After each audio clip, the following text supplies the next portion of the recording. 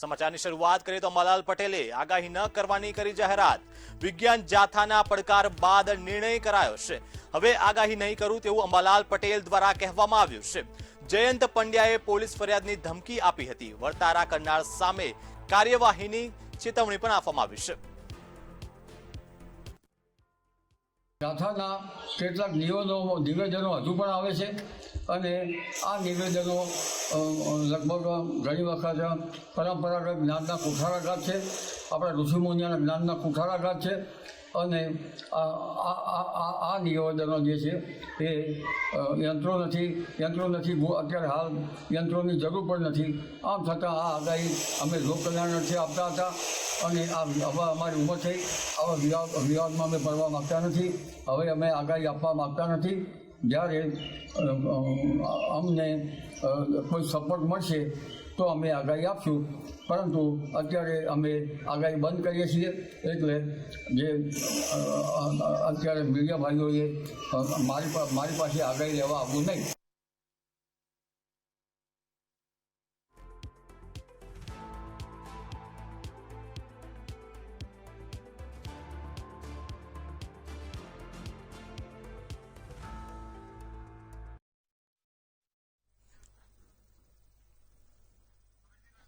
ત્યારે હરહંમેશ હવામાનને લઈને આગાહી કરનારા અંબાલાલ પટેલે આજે આગાહી ન કરવાની જાહેરાત કરી છે। વિજ્ઞાન જાથાના વિવાદ બાદ આ જાહેરાત અંબાલાલ પટેલ દ્વારા કરવામાં આવી છે। ત્યારે આ મુદ્દે વધુ માહિતી સાથે કિંજલ લાઈવ જોડાઈ ગયા છે। કિંજલ, હરહંમેશ હવામાનને લઈને આગાહી કરવામાં માહિર અંબાલાલ પટેલે આખરે આગાહી ન કરવાની જાહેરાત કરી છે। શું છે વધુ વિગતો?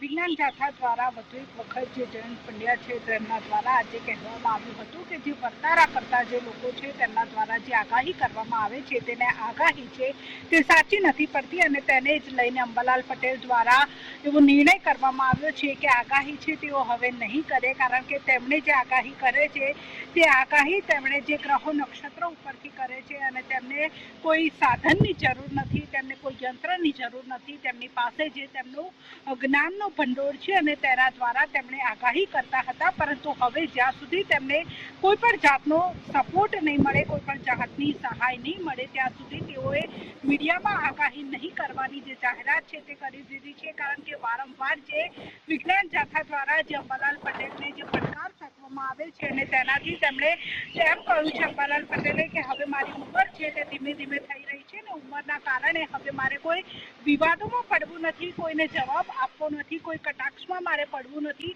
એટલે હવે હું આગાહી નહીં કરું। મારી આગાહી છે તેની નોંધ અત્યાર સુધી સૌ કોઈએ લીધી છે, સરકાર દ્વારા પણ મારી આગાહીની નોંધ લેવાતી હતી અને મારે કોઈને સાચું સાબિત કરવાની જરૂર નથી, પરંતુ હવે આગાહી નહીં કરવાની જાહેરાત છે તે અંબાલાલ પટેલ દ્વારા કરવામાં આવી છે। સાથે સાથે જયંત પંડ્યા દ્વારા એમ પણ કહેવામાં આવ્યું હતું કે જે વર્તારા કરનારાઓ છે તેમની સંખ્યા ધીમે ધીમે વધી રહી છે। વર્તારા કરનારાઓ જેઓ છે તેઓ વરસાદની આગાહી કરે છે અને ત્યારબાદ વરસાદ આવતો નથી, જેના લીધે ખેડૂતોના પાકને સીધી રીતે નુકસાન છે તે નુકસાન થતું હોય છે। ખેડૂતો આગાહીકારોની આગાહીને સાચી માનીને જે તેમના પાકની જે વાવણી હોય છે તે કરતા હોય છે, લણણી કરતા હોય છે અને તેના જ કારણે વરસાદ ન થતો હોવાને કારણે બિયારણને નુકસાન થતું હોય છે, પાકને નુકસાન થતું હોય છે અને ત્યારે આવા આગાહીકારો છે તેમણે યંત્રથી જોઈને આગાહી કરવી જોઈએ। હવામાન વિભાગ જે આગાહી કરે છે